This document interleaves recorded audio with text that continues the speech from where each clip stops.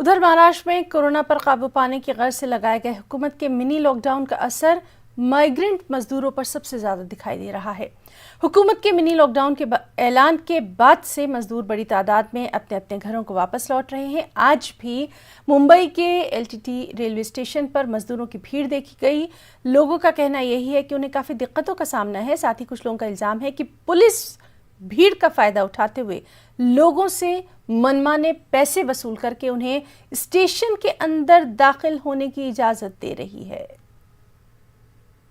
इधर काम धंधा बंद कर दिया, खाना मिल ही नहीं रहा, कैसे इधर बैठ के खाएगा, क्या खाएगा, कुछ नहीं रहेगा, क्या खाएगा।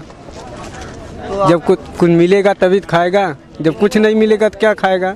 कमाई है नहीं, वो लॉकडाउन लगा दिया है।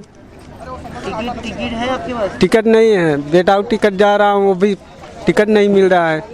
तो जाने नहीं दे जा रहे? नहीं जाने दे रहे ना। तो कहीं पुलिस पैसा तो लेके तो नहीं भेज रही कहीं? नहीं, ये सब नहीं हो रहा है। सुबह से यहाँ तो इतना इमरजेंसी में क्यों जा रहे हो? काम बंद हो गया है। जिनका टिकट नहीं है, अभी हम लोग कल बांद्रा में गए थे तो वहाँ पे हम लोग का टिकट कंफर्म नहीं हुआ था, तो वहाँ से भगा दिए थे।